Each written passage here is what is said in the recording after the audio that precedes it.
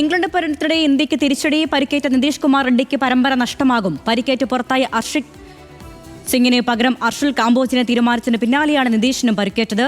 ജോയ്മോൻ ജോസ് നൽകും വിവരങ്ങൾ. ജോയ്മോൻ, നിർണായക ടെസ്റ്റിൽ ബുംറയെ കളിപ്പിക്കണോ എന്ന ആലോചനയിലിരിക്കുമ്പോഴാണ് ഓൾറൗണ്ടർ പുറത്താകുന്നത്. വിവരങ്ങൾ പറയാം.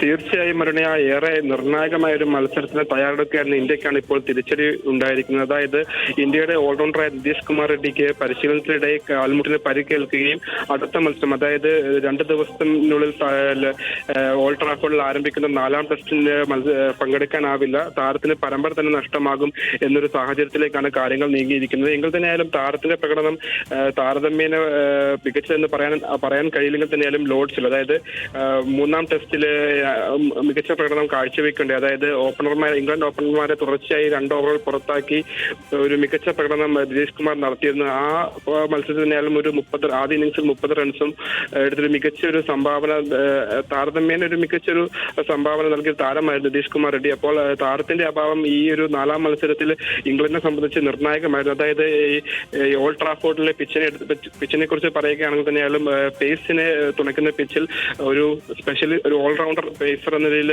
താരം ടീമിനൊരു മുതൽക്കൂട്ടായിരുന്നു. പക്ഷേ ഇന്നത്തെ ഈ പരിക്കോടുകൂടി പരമ്പര തന്നെ ഒരു നഷ്ടമാകുമെന്നാണ് നമുക്ക് അറിയാൻ സാധിക്കുന്നതിൽ അങ്ങനെ റിപ്പോർട്ടുകൾ പുറത്തു വരുന്നത്. അപ്പോൾ ഇന്ത്യയെ സംബന്ധിച്ച് ഈ പരമ്പരയിൽ തന്നെ ഒരു നിർണായക മത്സരമാണ് 2 ദിവസങ്ങൾക്കുള്ളിൽ നടക്കുന്ന ഈ ഓൾഡ് ട്രാഫോർഡ് ടെസ്റ്റ്.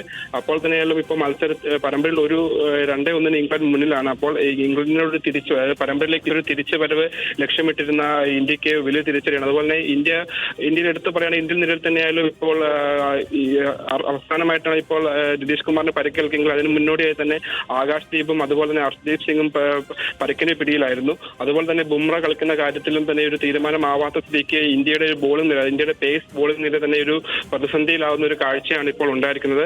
അപ്പോൾ ഇതിന് പകരമായി ഇപ്പോൾ കുറച്ച് മണിക്കൂർക്ക് മുമ്പ് തന്നെ അർഷുൽ കാംബോജിയെ പകരം ഇംഗ്ലണ്ടിലേക്ക് ടീമിനൊപ്പം ചേരുമെന്നുള്ള വാർത്തകൾ പുറത്തു വന്നിരുന്നു. അപ്പോൾ ഇനി അങ്ങോട്ട്, അതായത് 4ാം ടെസ്റ്റിൽ ഇന്ത്യയുടെ പ്രകടനം എങ്ങനെയായിരിക്കും, അതായത് ബോളിംഗ് നിരയിൽ ഇന്ത്യ എന്തൊക്കെ മാറ്റങ്ങൾ കൊണ്ടുവരും എന്നതിനുള്ള ഒരുപാട് തലവേദനയായിരിക്കും ഇപ്പോൾ അതായത് ഇന്ത്യൻ ക്യാപ്റ്റൻ ശുഭ്മാൻ ഗില്ലിനും അതുപോലെ തന്നെ പരിശീലനം ഉണ്ടായിരിക്കുക.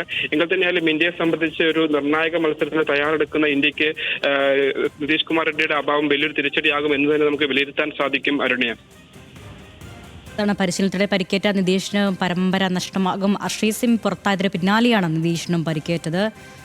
4ാം ടെസ്റ്റ് ബുധനാഴ്ച തുടങ്ങാനിരിക്കുകയാണ്. ജോയ്മോൻ ജോസാണ് വിശദാംശങ്ങൾ നൽകിയത് സ്പോർട്സ് ഡെസ്കിൽ നിന്നും.